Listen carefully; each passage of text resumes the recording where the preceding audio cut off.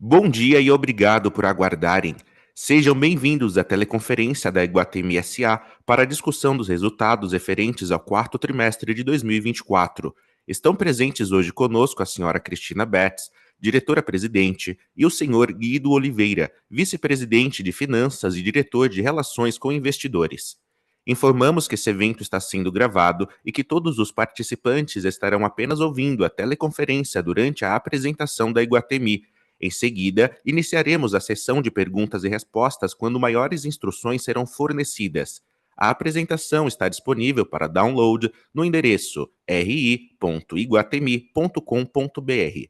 Antes de prosseguir, gostaríamos de esclarecer que eventuais declarações que possam ser feitas durante esta teleconferência, relativas às perspectivas de negócios da Iguatemi, projeções e metas operacionais e financeiras, constituem-se em crenças e premissas da diretoria da companhia, bem como informações atualmente disponíveis. Considerações futuras não são garantias de desempenho. Elas envolvem riscos, incertezas e premissas, pois se referem a eventos futuros e, portanto, dependem de circunstâncias que podem ou não ocorrer. Investidores devem compreender que condições econômicas gerais, condições da indústria e outros fatores operacionais podem afetar o desempenho futuro da Iguatemi e podem conduzir a resultados que diferem materialmente daqueles expressos em tais considerações futuras. Agora, gostaríamos de passar a palavra à senhora Cristina Betts, que iniciará a apresentação. Por favor, pode prosseguir. Obrigada e bom dia a todos. Um prazer estar aqui na teleconferência nossa para apresentar o nosso quarto trimestre e o resultado consolidado aí de 2024. Acho que não tem como começar diferente. Acho que a gente está aqui na companhia celebrando a primeira vez que a gente atinge um EBITDA de R$ 1 bilhão, muito esperado e muito comemorado aqui dentro da companhia, então realmente um resultado histórico e esperado aqui pela gente e espero também por vocês. Acho que com tudo isso a gente também acaba o ano cumprindo mais um guidance, eu acho que é uma prática que a gente carrega com a gente desde o IPO da companhia, numa prática de transparência, de comprometimento, e eu acho que também de alinhamento, né, para onde a gente vai. Então, de novo, assim, a gente está voltando aqui, o Guido vai mostrar depois, daqui a pouco, né, o nosso atingimento do guidance, chegando nos resultados muito próximos do topo do guidance em vários aspectos, reforçando, então, esse compromisso com a geração de resultados com todos vocês. Eu vou passar, vamos passando aqui direto, acho que já está na tela para vocês, o primeiro slide, falando um pouco aqui como eu já falei aqui do EBITDA, como eu falei, o recorde nosso aqui de geração de caixa também, obviamente, né, acompanha o EBITDA, mostrando aqui a evolução de 2023 para 2024, que cresceu aí 11%, e o FFO também crescendo quase 23%, chegando em quase 700 milhões de reais. Né? Aqui, obviamente, tem algumas mudanças importantes, né, que a gente fez ao longo de 24, que vocês vêm acompanhando. A saída de São Carlos, a gente tinha 50% de São Carlos, a gente vendeu um stake também de Alphaville, e a entrada no último TRI aí do Rio Sul, contribuindo para esse crescimento expressivo nas vendas também, aí que a gente vai falar daqui a pouco, mas contribuindo no total de vendas por metro quadrado aí quase 15%. Falando um pouco aqui, então, já no próximo slide das vendas, ok? A gente mudou de sistema aqui, então a gente está um pouco, assim, se tiver um silêncio aqui é porque a gente está se acertando aqui com o sistema novo. Mas, então, falando um pouco aqui de vendas, eu acho que vendas é uma coisa também que a gente comemorou bastante, as vendas totais, então, quando a gente teve essa saída aí de São Carlos e Alphaville e a entrada do Rio Sul, né, você vê aqui uma explosão aqui de vendas, então, quando a gente fala TRI contra TRI, é um crescimento de quase mais de 19%. Quando a gente fala de same area sales e same store sales, a gente está em 11% no same area, 9,5% no same store, né, um crescimento importante sobre o IPCA, que no ano foi fraco, né, e o GPM também. Então, acho que aqui a gente teve realmente um resultado muito importante, mas o venda total mostrando, então, essa qualificação aí, né, dos metros quadrados que a gente colocou dentro da companhia. Acho que outro destaque super importante que está nesse slide, e uma coisa também que a gente vem conversando há muito tempo, é o fechamento de área vaga. A gente fechou o quarto TRI com 97,7. Acho que a gente não faz essa ocupação desde 2010. Então, realmente, você vê assim, tipo, um esforço muito grande da companhia, uma coisa que a gente tinha se comprometido aí ao longo dos trimestres em chegar nesse número. Não estava no guidance, mas era um soft guidance aí, né? Mostrando também um pouco o esforço comercial, né, e a resiliência dos nossos portfólios, né. Também eu acho que é importante falar aqui nessa ocupação, como vocês bem sabem também, é uma coisa que a gente tem falado todos os trimestres e anos, e faz parte do nosso DNA. Não basta ter um número incrível desse de 97,7. Acho que é importante para a gente fechar com qualidade. Então, quando a gente fala, né, do que fechou aí essa área vaga ao longo desse quarto trimestre, a gente tem marcas icônicas como a flagship da Tiffany no Iguatemi São Paulo, mas a gente tem operações satélites em todos os nossos portfólios, com marcas como Maria Filó, Hering Megastore no Campinas, a Boss no Rio Preto. A gente tem a Manara, que foi a primeira Manara para ir para o interior de São Paulo, no Ribeirão, que é um sucesso, o Empório Santa Terezinha no Sorocaba, que é o Iguatemi Sorocaba, né, Esplanada. Então, a gente fez muita coisa, e esse quarto trimestre realmente foi pontuado com aberturas realmente importantes em todos os nossos malls, tá?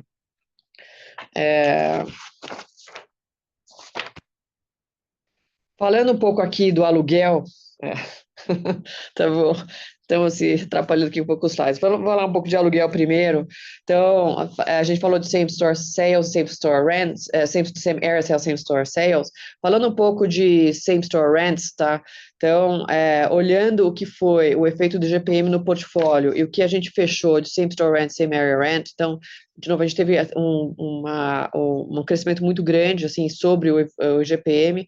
A gente fechou same store rents com 7,6%, a gente fechou same area rent com 6%, né? E olhando os leasing spreads de renovação, né, fechando o quarto TRI ali com 9,5%, mas a gente fechou números muito positivos, assim, ao longo do ano, tá? E eu acho que aqui é uma coisa bastante importante aqui falar de novo, fechar com qualidade, né? E pensar um pouco no momento que cada lojista está vivendo com essa explosão de vendas. Qualificação de mix, que está no slide seguinte, eu acho que a gente já falou um pouco aqui, né? A gente falou um pouco de Tiffany, eu esqueci de mencionar também o novo Manioca no JK, né? E aí algumas coisas importantes aí em cada um dos nossos empreendimentos. Falar um pouco aqui da fração aqui que a gente fez a venda agora no quarto TRI também do Marketplace. Como vocês sabem, a gente tem um projeto que a gente já tinha falado de retrofit importante no Marketplace. Ele também conta com uma nova torre de multifamily e a gente fechou, então, esse contrato com a JFL Living no quarto TRI, em dezembro, tá? No valor de quase 35 milhões, para o terreno, para a construção do setor residencial, que eu acho que faz aquela estratégia nossa que a gente tem conversado de mixed use, né, bastante evidente aqui. É uma região que cresce também na parte residencial, né, com bastante demanda, e eu acho que para o shopping vai ser super importante, junto com toda essa remodelação aí dos espaços no futuro aí, que deve começar provavelmente esse ano. Passando para o próximo slide, falar um pouco dos reconhecimentos aqui da Iguatemi. Então, acho que pelo quarto ano consecutivo a gente tem a certificação do Top Employers. Eu acho que é bastante importante para a gente. Isso aqui é uma marca, um selo importante, reconhecido aí pelo mercado.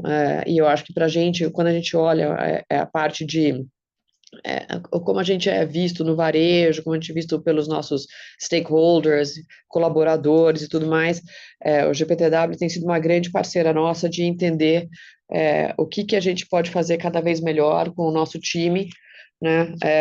E a gente tem tido realmente resultados incríveis assim de GPTW dentro da companhia. De novo, assim, acho que mostrando também que não só a gente quer fazer o cliente feliz, o lojista feliz, mas também o colaborador que está com a gente e o compromisso com as nossas pessoas. Acho que o Guido vai falar um pouco agora de desempenho operacional e ele vai falar um pouco de da parte de recompra e ações e dividend yields, tudo, então eu vou deixar para ele falar isso um pouco mais para frente, mas eu só quero encerrar aqui esse começo aqui de apresentação, falando que realmente a gente teve um 24 incrível, mas mais importante do que o resultado, que foi incrível, eu acho que a gente teve novas portas de crescimento abertas com a finalização da aquisição aí do nossa stake no Rio Sul, e a gente começa o ano de 25 de uma maneira muito acelerada, tá? A gente teve aí um aumento de venda significativo em janeiro, mas se você pegar o total contra total, que compara com os 19, porque agora a gente tem a comparação com o Rio Sul, a gente está falando de quase 18% aí de crescimento de vendas em janeiro, né, ano contra ano no portfólio, e, como vocês bem sabem, com bastante coisa acontecendo dentro da companhia em termos de crescimento, tanto no resultado operacional, que tem muito ainda para entregar aqui, com a consolidação dessa nova taxa de ocupação e a nosso aumento de eficiência e tudo mais, mas também com crescimento orgânico e inorgânico da companhia que vem pela frente. Então, a gente está bastante animado, a gente vai falar um pouco também de guidance, né, que mostra um pouco essa nossa expectativa para 25, mas, de novo, assim, muito felizes com o resultado de 24 e muito esperançosos aí e bastante animados com o resultado que vem pela frente de 25 em diante. E agora eu vou dar, então, a palavra aqui ao Guido para falar dos indicadores. Bom dia, pessoal. Um prazer em tê-los conosco novamente. Falando um pouco dos indicadores operacionais, a Cris já falou de alguns importantes números que tivemos aí no 2024. Eu acho que aqui só vale mencionar na tabela da BL que a gente teve uma queda na BL própria média, né, total do nosso portfólio, que inclui Shopping Torres, porque a gente vendeu 50% de São Carlos, 18% de Alphaville e compramos o Rio Sul. Em termos de ABL própria, a gente cai 1,9%, mas em ABL total a gente cai 3,5%. Mas é importante ressaltar que a gente tem um ganho expressivo com a entrada do novo portfólio da entrada do Rio Sul no nosso portfólio, que vocês vão observar ao longo dos próximos trimestres. A gente só tem aqui outubro, novembro e dezembro do Rio Sul, né? E obviamente que outubro a gente não tem ele inteiro, porque também tem aquelas supervenicências ativas e passivas quando você faz o M&A. Então a gente tem um novembro e dezembro cheio aqui do Rio Sul, né, nos nossos números. Então, assim, já vê uma venda crescendo no 4,19%, como a Cris falou, e uma venda importante em janeiro de 18%. Os números same-store sales e same-store rent, a Cris já falou, e não, a gente não tem o Rio Sul dentro da base, né? É importante mencionar que a gente tem um impacto nos nossos números por conta do retrofit do Marketplace. Então, o Marketplace tem um fechamento de ABL de aproximadamente 6 mil metros que a gente fechou para poder fazer o retrofit. Então, assim, alguns números foram impactados, se não fosse isso, os números seriam melhores, tá? Então, quando a gente fala mesmo a base, a gente está considerando mesmo esse impacto no Marketplace. A nossa taxa de ocupação recorde, 97,7%, né, impressivos crescimentos reais ao longo de todos os trimestres sobre o GPM, lembrando que o GPM agora em 2025 parte para uma base muito mais alta, né? Porque o GPM hoje ele está operando a gente vai ver um número aí de janeiro e fevereiro, a gente vai ver um GPM aí quase 8%, chegando a quase 9%. Então a gente tem um outro patamar de GPM quando comparado com o ano passado, né? Quando o GPM foi zero, e mesmo assim a gente conseguiu fazer um ganho real de 5,5% a 6% ao longo de todos os tris, tá? A inadimplência líquida, recorde de -3 no quarto TRI, recorde no ano de -1,1. A nossa inadimplência bruta o ano inteiro abaixo de 3, fechou o ano em 2,5%. A inadimplência bruta de janeiro e fevereiro em torno de 2%, aí mostra como o portfólio de lojistas está super saudável, né? O desconto também de aluguel em 2023, só para vocês terem uma base, a gente trabalhou com desconto médio no portfólio de 5%. Em 2024, a gente trabalhou com desconto médio em 3,5%, sendo que no final do ano, a gente já estava trabalhando com desconto médio de 2%. Lembrando que no segundo tri do ano passado, com Praia de Belas, lembra que o Shopping Praia de Belas, o Guatemi Porto Alegre e o Outlet Novo Hamburgo, eles foram impactados pelas enchentes e a gente teve que dar um desconto maior por conta do Praia de Belas ter ficado fechado né? E os shoppings do Sul acabaram tendo um desconto acima do que a gente estava imaginando por conta dos impactos das enchentes, e mesmo assim nós fizemos um desconto de 3,5%. Mas ressalta que no final do ano a gente estava trabalhando com 2% de desconto e agora em janeiro, fevereiro, trabalhando com desconto de 2% sobre o AMM, que reforça também a fortaleza do portfólio hoje, né? Quando a gente passando para o slide seguinte, o slide 12, né, a gente mostra aí o crescimento do nosso EBITDA no TRI foi excelente, o nosso EBITDA ajustado crescendo 19,4%, o lucro líquido crescendo 22% e o FFO crescendo 23%. Importante que no ano, como a Cris ressaltou, aqui a gente está todo mundo comemorando, a gente bateu a meta de 1 bilhão de EBIT, chegamos em 1 bilhão e 24, um lucro líquido de 500 milhões, eu estou arredondando aqui em 3 milhões, e um FFO próximo de 700 milhões, aí 693 milhões de FFO. Então, assim, acima de tudo que o mercado estava esperando. Mas eu acho que cabe ressaltar também um crescimento no quarto TRI, que mostra o que o portfólio vai performar no próximo ano.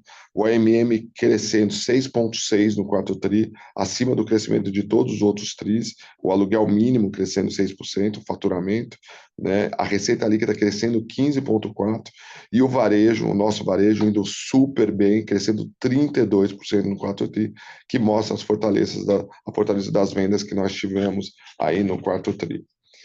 Passando para o próximo slide, falando do liability management de endividamento, eu acho que a gente tem aí, só para demonstrar que o nosso caixa ficou em 1 bilhão 550, quando a gente mostra no contábil, a gente tem ali a liquidez, a gente não mostra o caixa do CRI no ativo e o contas a pagar no passivo, mas eles se liquidaram em 2 de janeiro, então a gente mostra aí que a disponibilidade ajustada é de 1 bilhão e meio, né, com uma dívida líquida de 1 bilhão 886, que é como a gente fechou aí no dia 2 de janeiro, tá? Então a dívida líquida EBITDA é de 1,84, com um custo de dívida de 105 e um prazo médio de 5,3.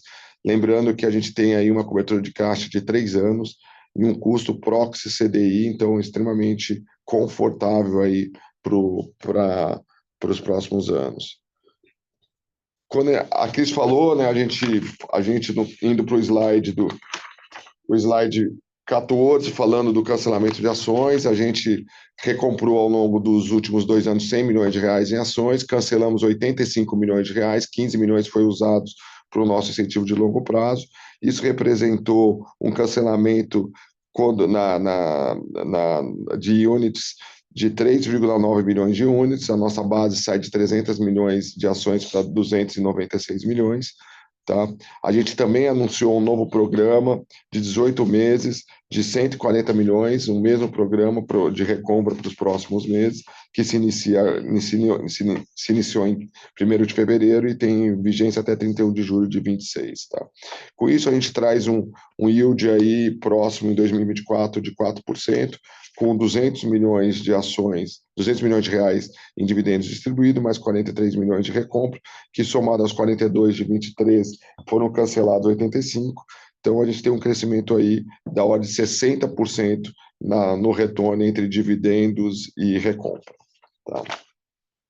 Indo para o slide do guidance de 24, que é o slide 16, a gente tem um crescimento aí da receita líquida no topo do guidance de 6,4%, a nossa margem EBITDA ficou no topo do guidance em 84,5%, a margem EBITDA da Shoppers e a margem EBITDA total em 77,4%, ali quase também no topo do guidance, e o investimento ficou um pouquinho acima do topo do guidance em 235 milhões de reais. E para 2025, né, a gente tem um guidance olhando no slide 18, um crescimento da receita líquida de 7% a 11%, já considerando o Rio Sul. Ressalto que não considera nesse guidance a compra dos pátios que a gente está negociando. A margem EBITDA no mesmo range de 2025, de 2024, e a margem EBITDA Shopping e a margem EBITDA total também no mesmo range de 75 a 79. Como a gente já vinha falando nos últimos trimestres, a gente aumentou o CAPEX, o guidance de CAPEX para entre 330 e 400 milhões, considerando aí que a gente tem entre 120 e 150 milhões de expansão, que a gente já falou, que é a expansão do Iguatemi São Paulo e a do Iguatemi Brasília, e a gente também tem ali 50 a 60 milhões nesse número de desenvolvimento imobiliário, que é o final da infraestrutura da primeira fase da Casa Figueira, que a gente começou no ano passado, que ano passado o número também foi dentro desse número, entre 50 e 60 milhões, nós estamos repetindo o número agora, com a finalização da Casa Figueira e com a finalização das obras da infraestrutura na sua primeira fase. E com isso eu abro para perguntas e respostas, estamos aqui aguardando. Obrigado, bom dia. Iniciaremos agora a sessão de perguntas e respostas apenas para investidores e analistas. Caso haja alguma pergunta, por favor, cliquem no botão levantar a mão. Se a sua pergunta for respondida, você pode sair clicando em abaixar a mão. As perguntas serão atendidas na ordem que são recebidas. Por favor, aguardem. A primeira pergunta vem de Elvis Credengio, BTG. Bom dia, Cris, Guido. Duas perguntas aqui do nosso lado. A primeira é sobre possibilidade de reciclagem de ativos, né? Tiveram comentários aí na mídia comentando sobre possibilidade de vender alguns stakes, né, em ativos que vocês têm acesso de controle. Vocês podem confirmar isso, de repente abrir quais seriam os ativos para eventuais reciclagens e se de repente poderiam receber pagamento em cotas da dificuldade do mercado imobiliário, mercado de fundos imobiliários nesse momento. E aí a segunda pergunta é com relação a CAPEX, né, vocês comentam de 120 a 150 de CAPEX de expansões e 50 a 60 para desenvolvimento imobiliário.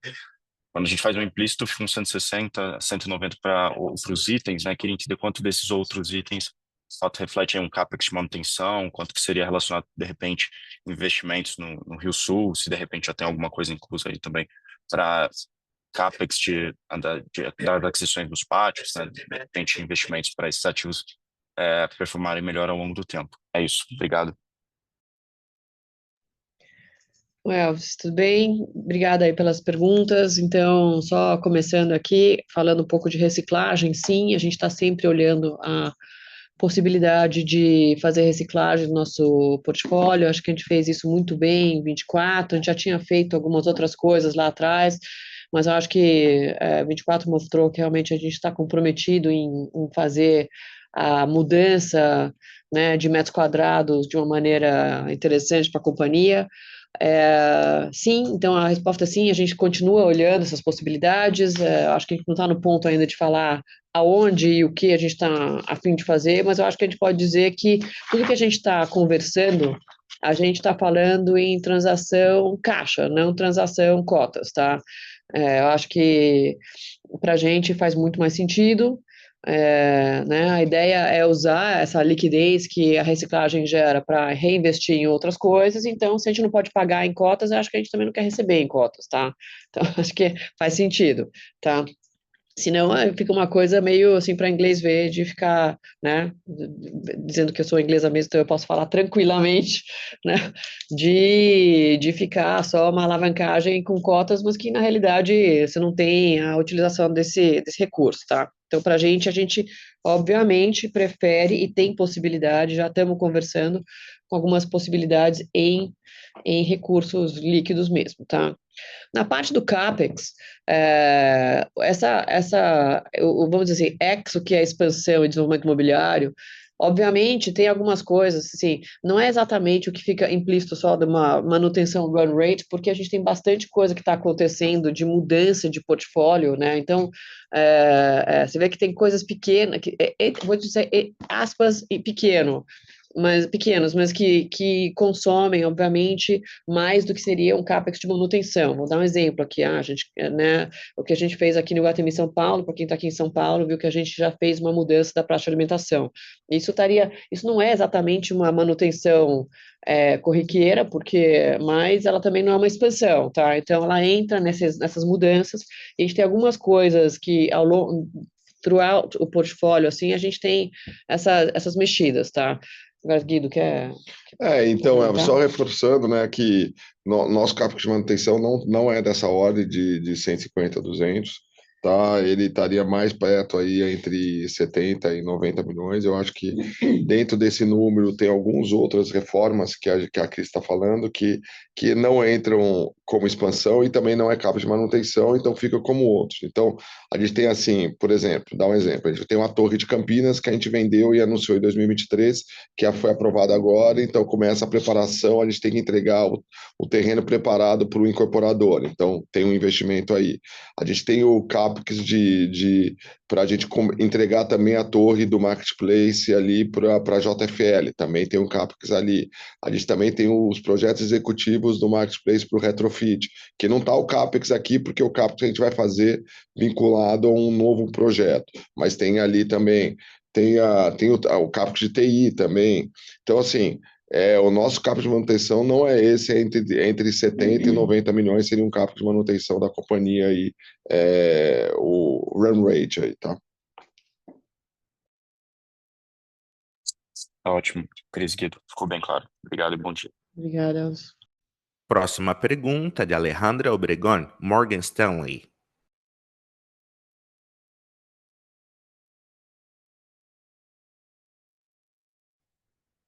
Hi, good morning, Iguatemi team. Congratulations on the numbers. I want to ask about overage, and I guess I'll separate the question in two parts if I may.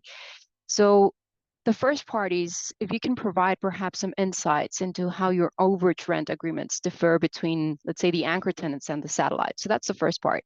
And then the second part is if you can elaborate on what's driving the overage lately. It's been impressive, meaning if the usual suspects, let's say if the anchors are making the break even more comfortably these days, or perhaps is it related to your tenanting efforts, where as you move away from the mom and pop sort of tenant, let's say, you now have bigger brands in the portfolio that perhaps could be making the cut that were not there before. So those are the two parts of the question. Thank you. Oi, Alejandra, obrigada aí pela pergunta. Perguntas, na realidade. Vou falar um pouco aqui do overage, tá?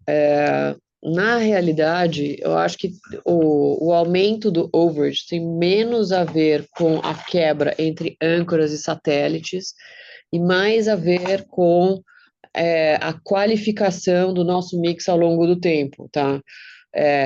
Quando eu falei no começo do fechamento da área vaga, que a gente fechou agora em praticamente 98%, a nossa preocupação sempre foi de fechar essa área vaga com qualidade. E isso faz com que a gente vá tirando, né, obviamente, os lojistas que talvez performem um pouco menos e a gente vai colocando lojistas que performam muito mais, tá? É verdade, quando a gente vê, assim, tipo, a venda, né, a explosão da venda que a gente está tendo, ela é muito puxada por essa qualificação. O óbvio que a gente sempre fala aqui é a parte de luxo. Luxo realmente tem performado de uma maneira incrível. É só você olhar a nossa unidade de varejo. Nossa unidade de varejo, que praticamente lida com marcas de luxo, tem tido uma performance realmente estelar, e isso é verdade também de muitas marcas nacionais que, vamos dizer assim, que é no médio alto, que estão performando. Então, essa venda, essa resiliência do nosso cliente, né, que é o médio alto, que sofre menos com impactos de economia e tudo mais, ele tem se demonstrado nessa venda que porventura que faz com que o overage realmente tenha essa performance. Também não tem a ver muito, assim, eu acho que a gente sempre teve no portfólio nosso marcas de qualidade, né? Eu acho que tem muito a ver essas coisas de life cycle das marcas. Então, quando você falou mom pop stores, sim, eu tenho um pouco, não queria qualificar dessa forma, porque eu acho que, de verdade, quando você olha o nosso portfólio, é de já há muitos anos, já saiu um pouco desse lugar, né? Eu acho que tem muito mais a ver com a gente realmente colocando um mix mais qualificado e mais forte, tá?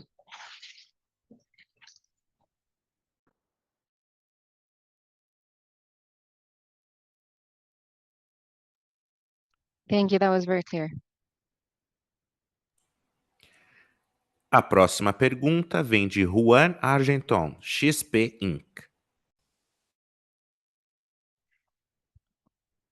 Bom dia, Cris, Guido, time. Obrigado pelas perguntas e parabéns pelos resultados. Eu acho que são duas perguntas que eu queria fazer em relação aos guidances de margem EBITDA, tá? Primeiro, em relação à margem EBITDA de shoppings. Acho que 2024 a gente viu que foi um ano de ganho de eficiência, né? Acho que bastante diminuição de custo em shoppings, ocupação mais alta, inadimplência baixa. Queria entender um pouco como que está a expectativa de vocês para essa construção de manutenção de margem EBITDA de shopping. Vocês estão esperando manutenção desse nível de ocupação, inadimplência ainda num nível negativo? O que que poderia ser driver para essa margem de EBITDA de shoppings? Essa é a primeira pergunta. A segunda é sobre o guidance de margem de EBITDA no geral.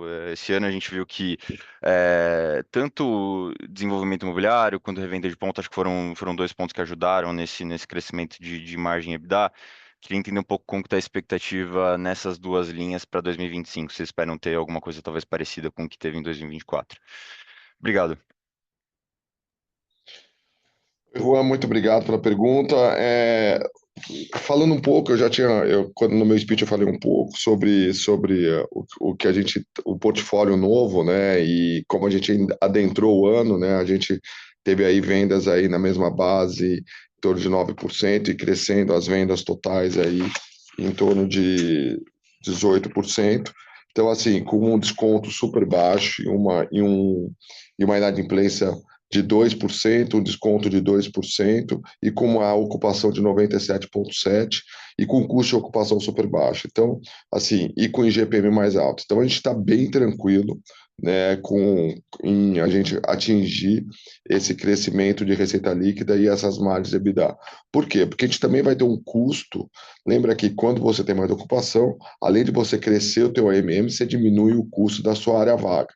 Então, a gente está com 3 pontos de crescimento de custo de ocupação. Então, você vai ver uma queda muito forte no custo de área vaga, né? Os custos vinculados à operação shopping, que são os custos de estacionamento e os custos que vêm do shopping, estarão flat. A gente vem mostrando que esses números crescem abaixo da inflação, ou seja, eles têm um decréscimo real. E quando a gente olha o G&A da empresa, né, tira esse TRI, a gente deixou claro que a gente teve um crescimento de G&A basicamente por conta do aumento da provisão, tendo em vista que o ano foi muito bom na companhia, a gente conseguiu bater todas as metas, a nota da empresa teve um crescimento muito forte em todos os KPIs da empresa, então por isso que a gente teve esse aumento de provisão, tá? Que foi 6 milhões acima da provisão que a gente fez ano passado, tá? E a gente demonstrou isso no release. Então a gente está bem confortável, né? Quando a gente olha na operação shopping, as revendas de ponto, que a gente sempre faz uma ordem, uma coisa entre 20, tem ano que a gente chegou a fazer 40 milhões, que foi aquele ano de 2023, quando a gente fez a venda da Tifre, mas ano passado a gente fez a venda da H&M. Então, assim, sempre vai ter operações específicas e não será diferente esse ano. Então, a gente tem aí uma expectativa de fazer um número entre 20 e 30 milhões de revenda de ponto, né, como a gente fez. E além disso, né, a gente começa esse ano a vender os lotes da Casa Figueira, né, do bairro Casa Figueira. Então, assim, a gente fez a primeira fase de infraestrutura, a gente lançou o bairro, terminou o nosso stand, que é a Casa Figueira, que é o marco do bairro, e a gente já fez a primeira rodada de roadshow com todos os incorporadores, e a gente vai ter as primeiras vendas esse ano. Então, não diferente de todos os outros anos, né? Porque tem gente que fala que essa é uma receita não recorrente da Iguatemi, mas faz desde quando eu estou aqui, e desde 2007 a gente faz uma renda recorrente de venda de fração, explorando o nosso land bank. Então, assim, de novo, a gente vai ter essa renda recorrente de venda de terreno ao longo do ano. Então, a gente está bem tranquilo e confortável em fazer essa margem de 82, 85. Quando a gente olha a margem shopping, né, a nossa margem cai por conta da unidade de varejo, mas como vocês viram, a unidade de varejo deu uma margem no ano de 9%, a gente busca essa unidade de varejo chegar numa margem de 20%, a gente está aqui conservadoramente mantendo uma margem entre 10% e 15% no varejo, mas estamos trabalhando com uma margem maior. Então, a gente também está confortável em chegar nesse guidance de margem, tá? Tá ótimo. Muito claro, Guido. Obrigado. Bom dia. Próxima pergunta de André Mazzini, Citi.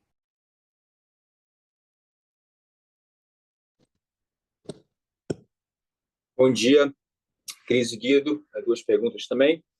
A primeira é para entender se muda alguma coisa, imagino que sim, na negociação e o poder de barganha entre vocês e o lojista, agora que a companhia tem 2% de vacância somente, bem menor do que nos últimos anos, né? Se a conversa de aluguel de fato muda, se a gente pode esperar crescimento de aluguel mais forte para frente. Acho que outro jeito de dizer, né? Se o maior preditor para o crescimento de aluguel, de fato, essa alta taxa de ocupação qualificada, como vocês colocaram. E a segunda pergunta, um pouco mais conceitual, o preço da ação está em R$19 e o NAV que vocês divulgam está ali em R$52 por ação. Nos Estados Unidos tem acontecido muita transação no setor, né? Essa semana a Blackstone deslistou um REIT por lá, o Retail Opportunity Investment Corp, né? A NAV, né? Numa transação de 4 bi de dólar em EV. Então, o que vocês acham que poderia ser um catalista para tanto a ação da Iguatemi quanto o setor aqui em geral negociar mais perto de NAV aqui no Brasil? Obrigado.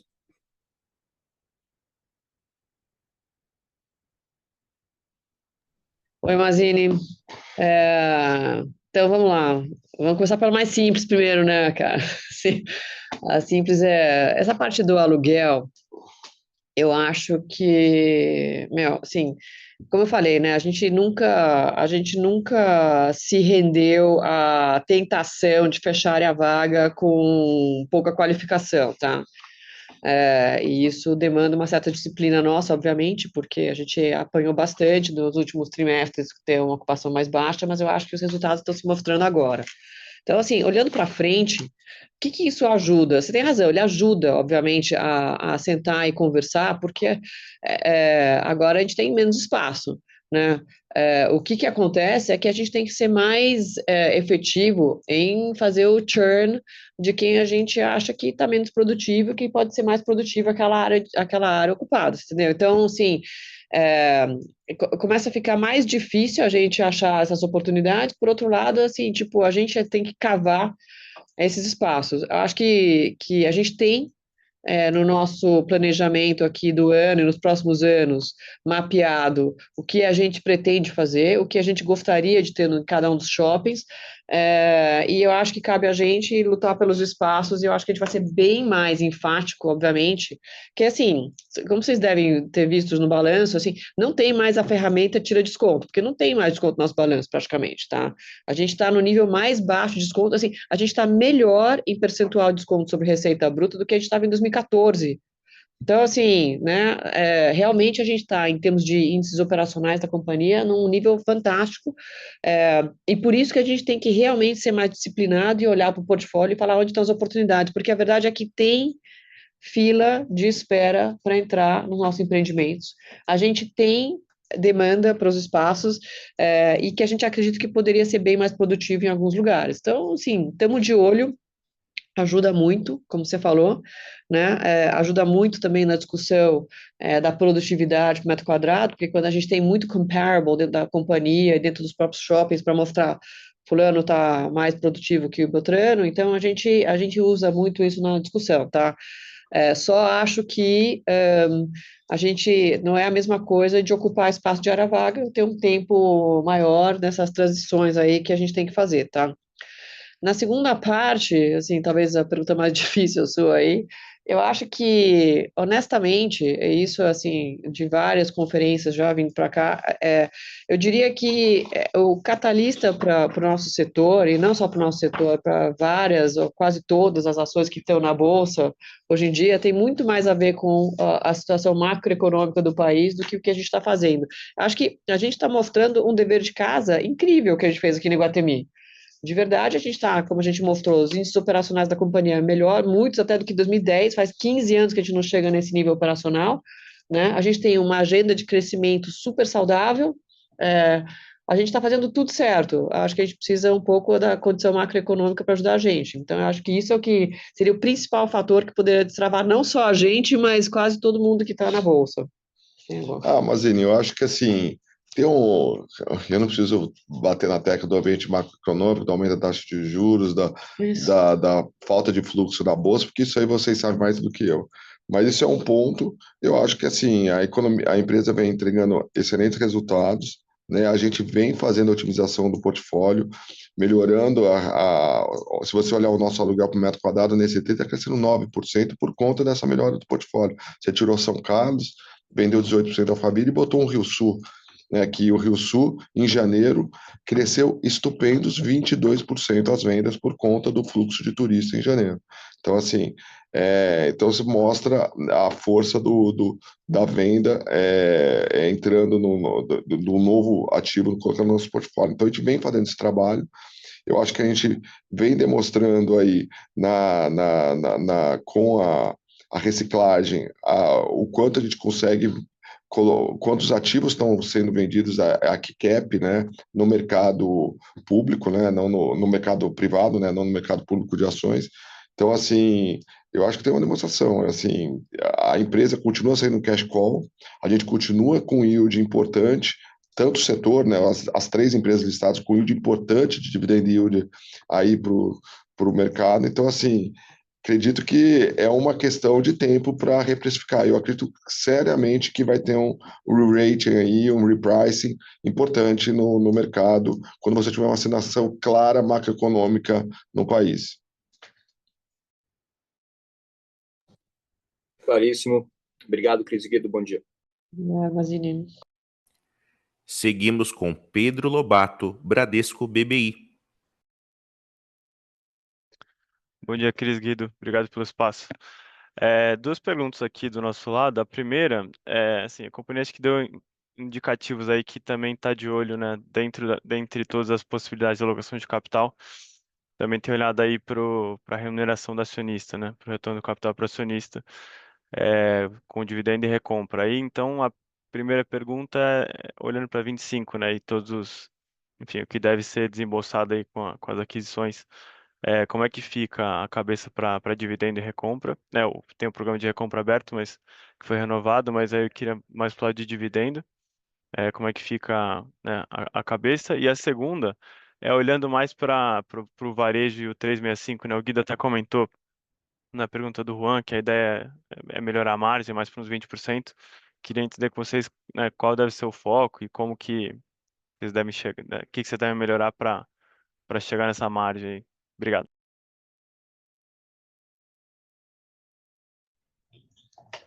Beleza. Fala, Pedro, tudo bem?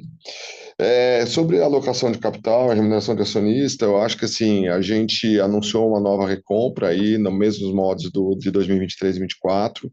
A gente tem aí um FFO bem maior, né? A gente tem um FFO de 700 milhões. A gente anunciou uma antecipação de dividendos agora de 50 milhões. A gente vai em assembleia aprovar mais de 150 milhões de dividendos que a gente aprovou em RCA ontem. Então, a gente vai fazer um dividendo nesse ano da ordem de 200 milhões, pagos nas mesmas datas que a gente fez no ano passado, tá? Somado à recompra que a gente falou. A ideia é manter um dividend yield aí acima do que a gente vem fazendo, em torno de 4% a 5% de dividend yield para esse ano, não diferente do que a gente fez aí em 2024, tá? Então, assim, a gente mantém aí e olhando a nossa gestão de alocação, né, a gente, como a gente já vem falando, e eu já disse isso em vários calls e em várias reuniões com vocês, a gente busca manter a nossa alavancagem abaixo de 2 vezes para que a gente possa fazer essa remuneração para o acionista, como a gente vem fazendo das últimas vezes, e uma alocação de capital clara, considerando tanto a parte de buy side de M&A como na parte de sell side, fazendo, como a Cris falou, as alocações considerando também reciclagem de capital, tá? Então, a gente vai perseguir isso ao longo de 2025. E aí, Pedro, falando um pouco aí dessa divisão aí de retail, eu acho que a gente tem algumas coisas assim na nossa cabeça.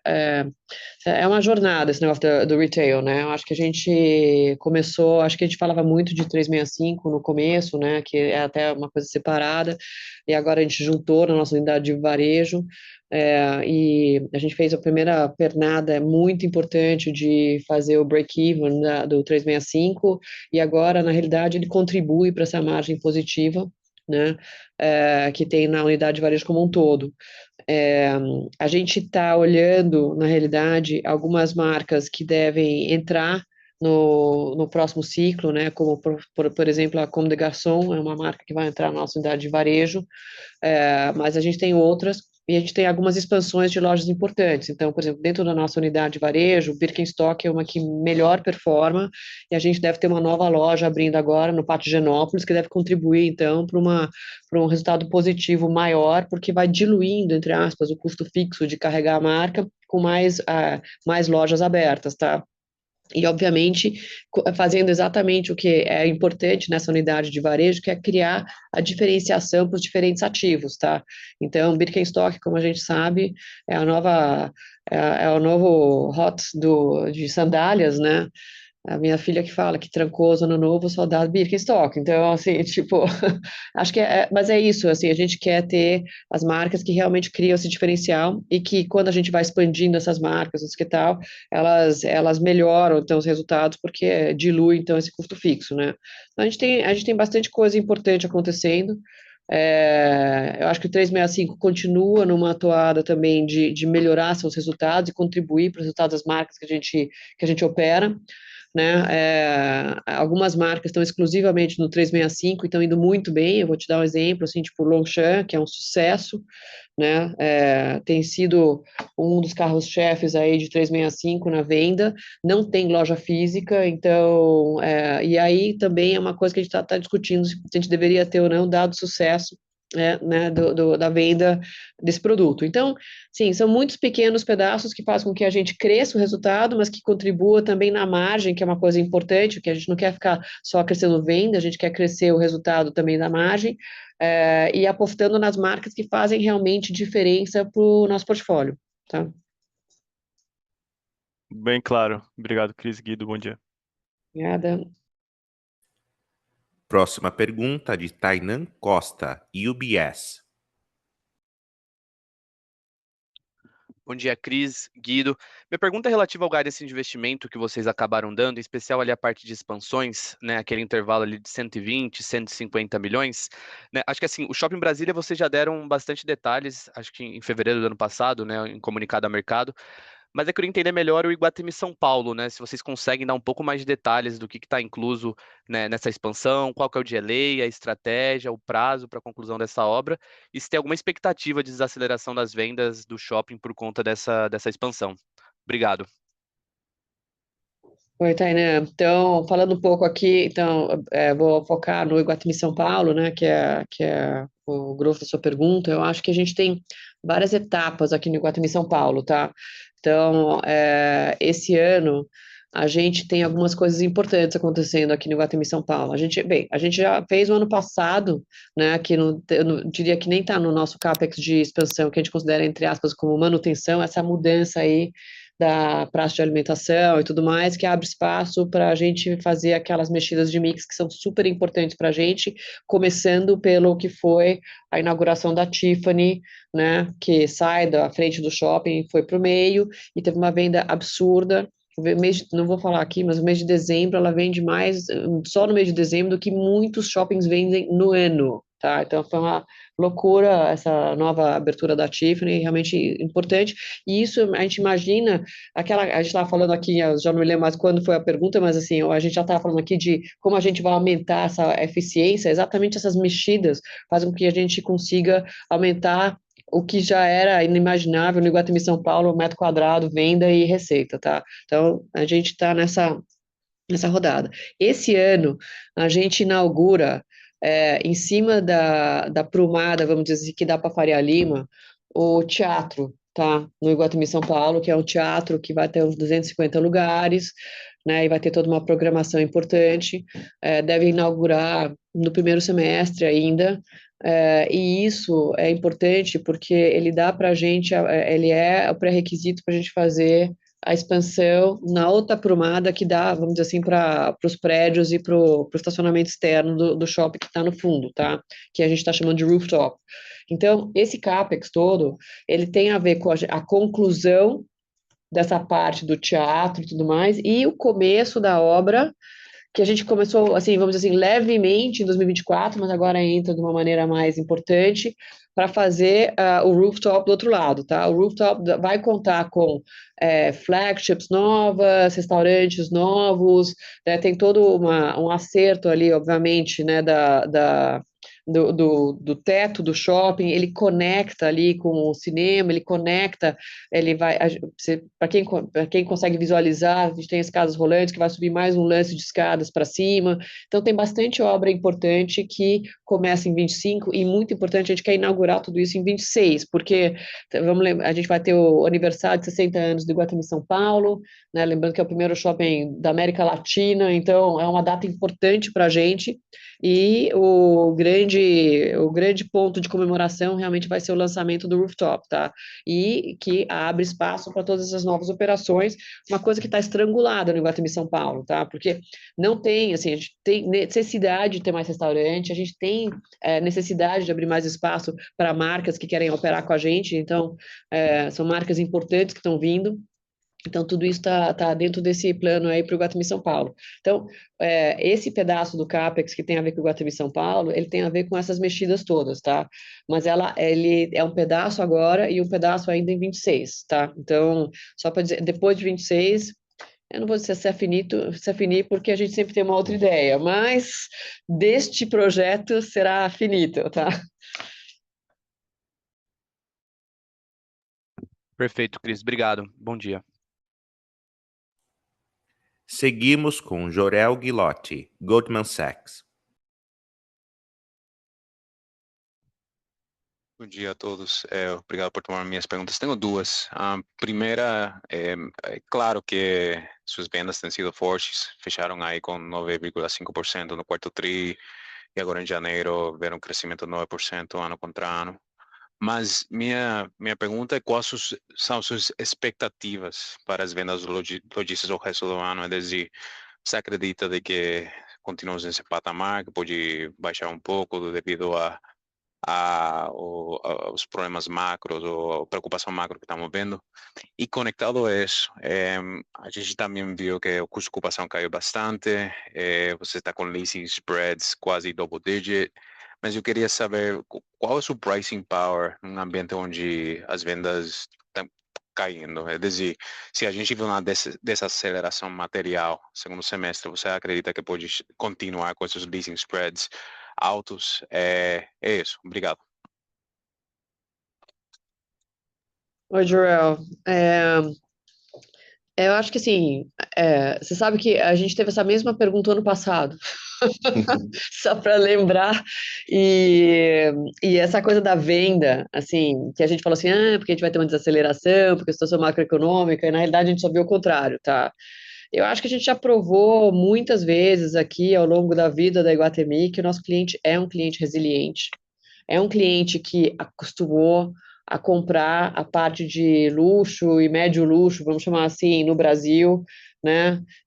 E então, assim, tipo, apesar de um macro, vamos dizer assim, volátil, eu acho que a gente continua tendo uma demanda forte pelos nossos produtos, serviços e tudo mais que a gente oferece aqui dentro do shopping com os nossos parceiros lojistas, e eu acho que a gente, eu acho que a beleza do nosso negócio é a gente realmente colocar coisas que são novidades e coisas que encantam, porque isso faz com que a gente gire isso aqui de uma maneira mais interessante, tá?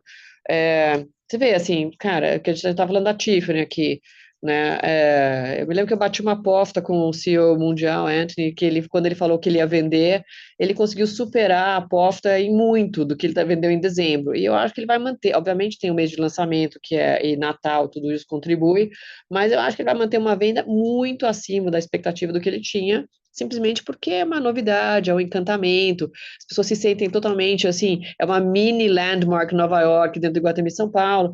A gente tem que criar esse tipo de diferencial dentro dos nossos shoppings para a gente continuar mantendo esse nível de interesse, esse nível de venda. E, de novo, é um cliente que sofre menos ou muito menos com a volatilidade macroeconômica do que a população em geral, tá? Então, acho que isso deve ser uma coisa importante para a gente ter uma manutenção aí da força da venda do nosso portfólio, tá? E aí, falando um pouco do custo de ocupação, é, eu acho que o fato da gente ter uma venda super forte e resiliente faz com que a gente tenha demanda. Assim, se é verdade que, né, no geral, a gente teve uma demanda e uma resiliência menos forte, o negócio do flight to quality ajuda a gente. As pessoas estão concentrando as suas operações em ativos que são mais rentáveis, e a gente tem os ativos mais rentáveis. Então, faz sentido e a gente consegue enxergar essa demanda na conversa do dia a dia, e eu acho que a gente tem cobrado, sim, que cada lojista tenha a sua produtividade à altura do que a gente acha que o nosso portfólio pode produzir, e isso faz com que a gente tenha negociações duras, mas que são boas e benéficas para ambos os lados, porque a verdade é que a gente quer que todo mundo tenha um efeito sinérgico quando você põe uma loja que vende muito, porque você tem o spillover effect, e assim, tipo, tem tráfego e tudo mais, então é importante que cada um faça a sua parte, então a gente vai continuar puxando para que a gente tenha melhores lojistas têm melhores vendas e que faz com que a gente tenha melhores aluguéis. É simples assim, né? Mas eu acho que essa é a dinâmica do nosso negócio. E eu acho que, Jorel, só complementando a crise, na parte de venda e custo de ocupação, né? A venda como você já falou, a venda de janeiro foi ótima, e a venda de fevereiro, a gente ainda não fechou, mas está indo muito bem, e fluxo de veículos crescendo tanto em janeiro como em fevereiro. E é importante salientar, como a Cris falou, da resiliência do nosso cliente, o nosso estacionamento no self-park ele cresce 2%, mas o nosso valet no último TRI cresceu algo em torno de 30% sobre o ano anterior. E janeiro e fevereiro, o nosso valet park nos nossos diversos shoppings que tem valet estão crescendo 35%. Mostra aí a frequência do nosso cliente cada vez mais resiliente e que compra, como a Cris falou, o médio luxo, o alto luxo, e que mantém uma venda muito alta no nosso portfólio quando você olha a venda por metro quadrado. E eu acho que isso, quando a gente olha também o começo do ano, né, a gente sempre estima saídas de lojistas, né? A saída de lojistas ficou abaixo do que a gente estimava, e a contratação de lojistas que vai para manter esse nível de ocupação em torno de 97. Lembra que sazonalmente a gente sempre perde ocupação no primeiro TRI, e a gente vê um número muito melhor em janeiro e fevereiro. Então, que mostra que assim existe uma saúde no portfólio muito melhor do que a gente começou nos anos anteriores. Obviamente que a taxa de juros em cima, a gente espera alguma diminuição de crescimento do PIB no segundo semestre, não no primeiro, né? Mas a gente já demonstrou que o portfólio responde muito bem a isso, e a gente está bem confortável, e a gente deve repetir a venda de janeiro ali agora em fevereiro, pelo que a gente está vendo nos números, ainda nível double digit ainda. Muito obrigado. Seguimos com Fanny Oreng, Santander. Olá, bom dia, Cris, bom dia, Guido, parabéns pelos resultados. Tenho duas perguntas, né? A primeira pergunta é na linha aí do fluxo de estacionamento, né? Vocês colocaram um gráfico, né, mostrando o crescimento do fluxo de estacionamento, e é impressionante o quanto vem crescendo aí desde o pós-pandemia, né? Então, queria entender de vocês de onde vocês acham que está vindo esse crescimento, né? O que está gerando esse crescimento, e vocês acham que ele pode voltar aí a patamares aí como a gente estava antes do pré-pandemia, né, ali em 2019.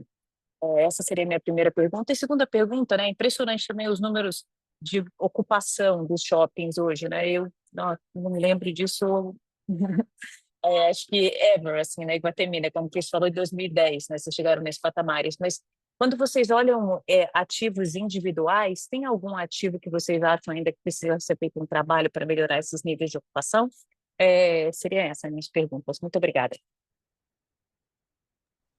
Oi, Fanny. É verdade, né? Eu brinco que a longevidade no setor faz com que a gente lembre algumas coisas assim, né? 2010, para quem estava aqui, né? Faz tempo. Diz a idade, hein? Eu não tinha nem minha terceira filha ainda, imagina. Então, mas assim, Fanny, eu acho que é, realmente, essa coisa do estacionamento, a gente, é porque a gente nunca duvidou do tráfego, a gente só duvidava do modo de transporte, tudo bem? Então a gente sempre se questionou um pouco sobre a linha da receita de estacionamento e tudo mais, mas não porque ia ter menos cliente andando nos nossos shoppings, é simplesmente porque a gente falou assim, não, o cara vem de bicicleta, o cara vem de Uber, o cara vem de táxi, o cara vem a pé, né? Tanto que a gente fez vários bicicletários, que a gente foi aumentando a opção para modo de transporte, mas não necessariamente pensando que ia ter menos fluxo no shopping, tá? Então, eu acho que o que a gente vê na realidade nisso aqui, como o Guido falou, assim, a gente tem, na parte, vamos dizer assim, do estacionamento comum, a gente tem uma manutenção, a gente tem uma explosão no valet, né? E eu acho que isso mostra o desejo do nosso cliente de ter um serviço à altura do que ele espera, né? Não é um serviço, assim, é um serviço que o nosso valet é um valet diferenciado. E eu acho que as pessoas esperam ter esse tratamento quando eles entram no Iguatemi diferenciado. É óbvio que tudo pode melhorar, a gente está trabalhando bastante em entender o que a gente pode incrementar no serviço de valet, e inclusive se a gente deveria abrir valet em outros lugares, mas eu acho que isso tem mais a ver com essa coisa que a gente sempre fala do nível de serviço, sabe? E menos com, pô, aumentou o fluxo, não aumentou o fluxo. Eu acho que o fluxo, ele vem numa crescente, mas ele vem numa crescente porque a gente tem realmente um público médio alto, resiliente, tá? E aí esse fluxo total do shopping, ele reflete isso um pouco, né? A gente até ontem do Valet, a gente estava comentando na reunião do conselho, porque o time de operações trabalha diuturnamente e noturnamente para melhorar o fluxo de vale. O pessoal ainda reclama que, nossa, o Valet está lotado, está lotado. Exato, tá sempre lotado. De todos os shoppings. A gente está aqui trabalhando, achando aí soluções para melhorar o fluxo do Valet e o atendimento, porque assim, é impressionante o quanto as pessoas demandam. Eu acho que também tem uma questão de safety também, viu? O pessoal com buscando o shopping como um ambiente de segurança nas grandes cidades. Então, o shopping vira um porto seguro para as famílias, para a população. Então, assim, como a gente sempre foi, onde as pessoas se encontram, né? E a gente faz dos nossos shoppings os meeting points. Então, eu acho que o estacionamento é um reflexo disso, e as ocupações também, eu acho que é um reflexo disso, de ter o melhor meeting point da cidade nos melhores shoppings da cidade, que é o que a Iguatemi busca trazer. Peraí, o que era a sua segunda pergunta mesmo? Só para... Era sobre assim, a ocupação super alta, né? Vocês já estão, mas teria algum ativo específico que vocês acham que ainda precisa ser trabalhado nessa questão de ocupação? Fanny, tem, sim, tem ativos que a gente tem que trabalhar, assim, na ocupação. Tem, assim, a gente tem muita coisa que a gente tem que olhar agora e entender. A gente está falando aqui da qualificação do mix e tudo mais, mas tem dois ativos em especial que eles estão em momentos talvez mais em transição, vamos dizer assim. Um é o Marketplace, que vocês bem sabem, né? Então a gente vai fazer o retrofit do Marketplace e essa obra deve começar esse ano em algum momento. Né? Então a gente foi limpando, vamos dizer assim, entre aspas, os espaços que vão ser afetados por esse retrofit, e aí, obviamente, tudo que não está dentro do retrofit sofre porque a gente tirou muita operação, né? Então até o retrofit está completo, a gente tem um momento assim difícil para quem está lá, e a gente está trabalhando isso e tudo certo, mas faz parte aqui, a gente tem que olhar. Outro que está também numa mudança, assim, talvez de perfil e de qualificação, é o Galeria, tá? Então, a gente tem feito mudanças muito importantes no Galeria, até para refletir a nova vocação ali com a torre que está na frente, está indo super bem, está 100% locada e tudo mais. E eu acho que ali a gente tem colocado restaurantes mais qualificados, tudo mais, então isso aqui também é um trabalho ongoing nosso no Galeria, que é importante. E por fim, eu acho que tem o ativo que a gente também está com bastante carinho e olhando com bastante cuidado, que é o Praia de Belas, no sul, porque o Praia de Belas, ele já vinha num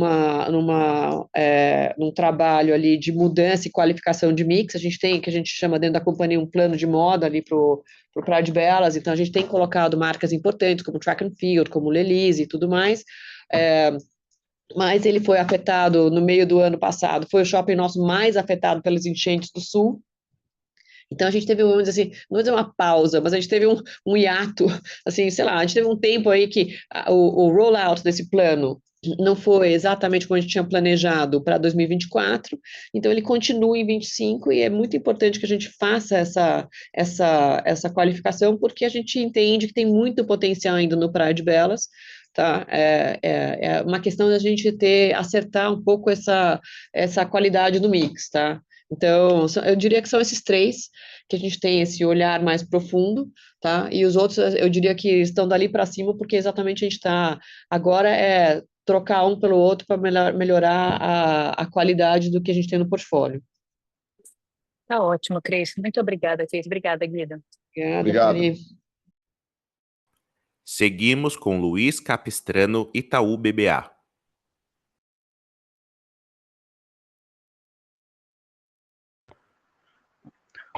Oi, Cris, tudo bem? Guido, bom dia, pessoal, parabéns pelo resultado, obrigado. A minha pergunta é inspirada um pouco por um dado que vocês colocam aí no release com relação à diferença de performance entre os seus shoppings e o do setor, né, com comparação ali com o Abrace. Eu acho que não é novidade para ninguém que os portfólios das listadas, especialmente vocês aí, têm uma performance muito acima, seja em reais por metro quadrado, falando de vendas, ou em crescimento das vendas, mas nossa percepção é que esse gap, ele aumentou durante a pandemia e continua expandindo, né? Seja de fato já incluindo o quarto tri e janeiro também, é que tudo indica, esse gap de crescimento de vendas ele está aumentando. Ele sempre existiu, mas me chama a atenção que parece que ele está aumentando. Vocês conseguem comentar um pouco sobre isso? Assim, é claro que tem toda a parte de trabalho que vocês vêm fazendo. A gente falou muito disso aqui no call, mas existe alguma coisa a nível setorial que está piorando também? Qual que é a visão de vocês sobre esse tema, por favor?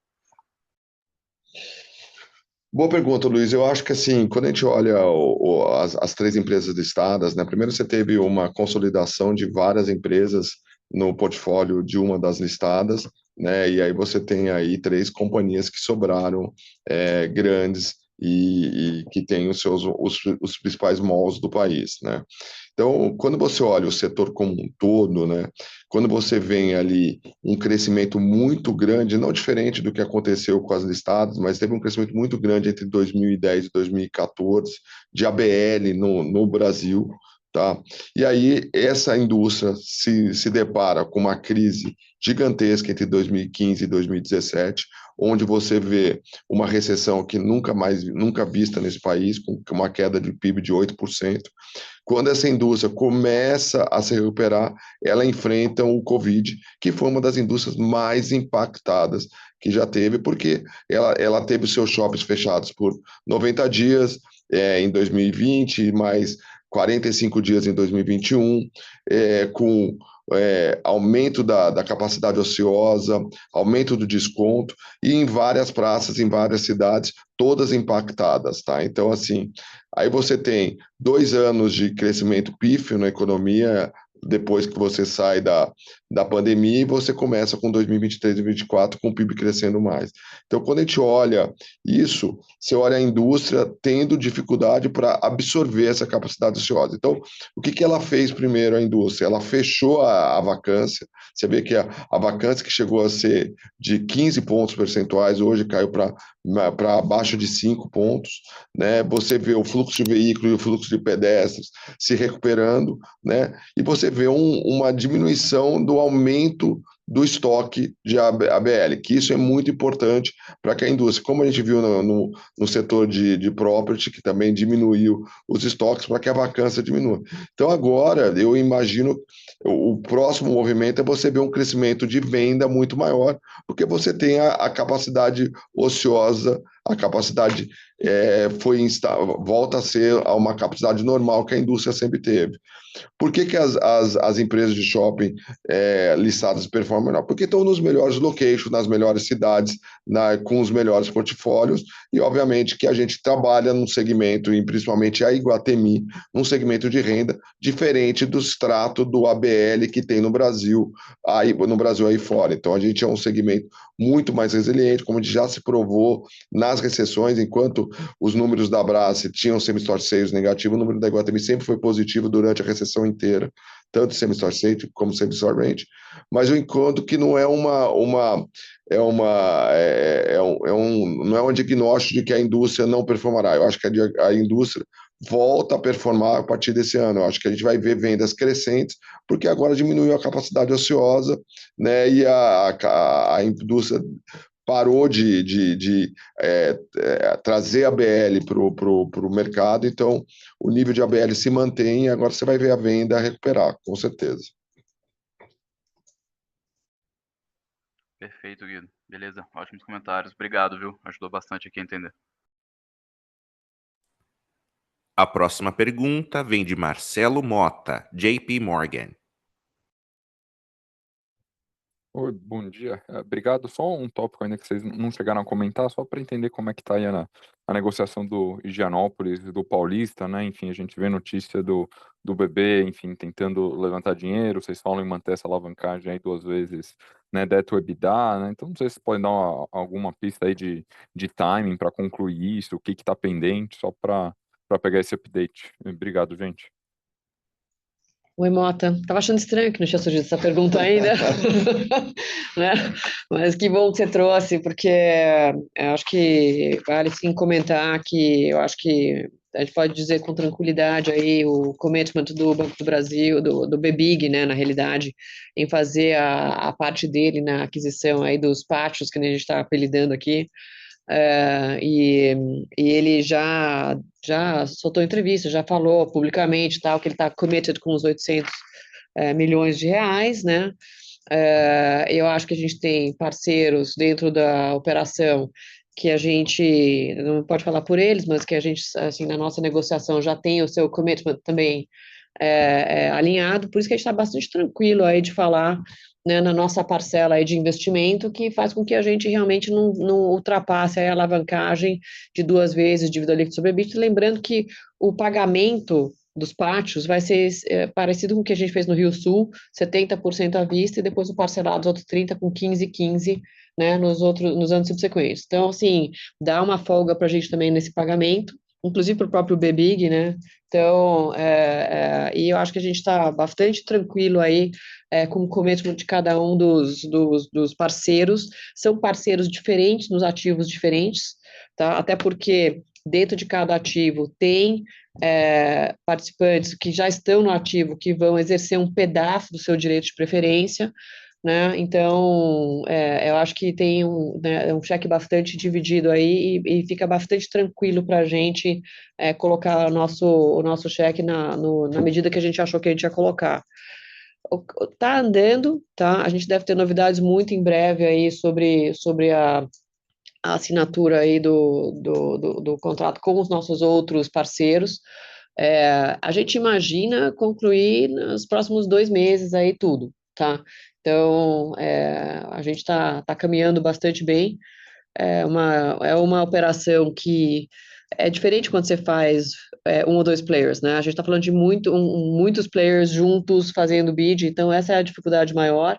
Tem algumas coisas. O Pátio de Higienópolis, obviamente, é um ativo que a gente conhece de trás para frente, porque a gente já está lá há muitos anos. O Pátio Paulista tinha algumas novidades e algumas coisas que a gente tem condições precedentes que tem que acontecer para a gente concluir o deal, mas nada que impeça a gente de fazer o deal, é só uma coisa de timing, tá? Atrapalha um pouco no timing só. Então, de novo, a gente está bem tranquilo e bem confiante aí do nosso cheque, né? E também da participação dos terceiros. Guido, quer complementar? Mota, só terminando aqui, complementando a crise, eu acho que assim, o mais importante é que a gente teve o commitment de todo mundo aí o commitment da Brookfield junto com a gente. Eu acho que ela escolheu o parceiro que conseguiria resolver todo esse imbróglio de 2 ativos e a gente foi muito muito bem nessa negociação, lembrando que tem coproprietários nos 2 shoppings diferentes, e no Pátio Paulista a gente não era o administrador, a gente conseguiu conciliar tudo isso, e a Brookfield se sentiu confortável em seguir com a gente vem andando aí muito bem, e tem o commitment tanto de Brookfield como dos nossos co-investidores. A gente deve fechar isso, como a Cris falou, aí nos próximos 2 meses, mas a gente está trabalhando fortemente para que isso aconteça. Acho que também só uma coisa que, não sei se tu tá no radar de todo mundo, a gente já passou a etapa do CAD, que eu acho que talvez fosse uma preocupação também de todo mundo, então esse também tira um pouco essa etapa já foi, né? Então Isso. realmente é uma etapa, entre aspas, mais processual entre a gente, né? Então, de fato, de novo, é uma questão mais de timing e encadeamento dos passos do que qualquer outro empecilho, tá? Perfeito, super claro. Obrigado, Cris. Obrigado, Guido. Obrigado. Senhoras e senhores, não havendo mais perguntas, retornamos a palavra à senhora Cristina Betts para suas considerações finais. Bem, pessoal, super obrigada pela participação aqui no call. Eu acho que a gente, como eu falei no começo, estamos muito felizes aqui com o resultado de 24. Eu acho que foi um trabalho de equipe incrível da Iguatemi. Todas as áreas deram o sangue aqui para fazer esse resultado. Eu acho que está toda a companhia de parabéns. Estamos também super animados aí para 25. Muita coisa nova pela frente. Eu brinco que a vibe, quando a gente está numa companhia que está crescendo, que está produzindo resultados bons, é sempre melhor do que quando a gente está cortando custos, não sei o que tal. Assim, é outro tipo de emoção. Não que seja menos importante, mas assim, realmente. Então a gente está muito, muito ansioso para ver aí o desenrolar de 25 com muitas coisas e novidades boas pela frente. Então, estamos aí à disposição. Se sobrou alguma coisa que faltou responder, o nosso time também e eu mesma estou sempre à disposição. Se não, nos vemos aí de novo no encerramento do primeiro tri. Muito obrigada. Concluímos assim a teleconferência da Iguatemi. Obrigado pela participação. Os senhores podem se desconectar agora.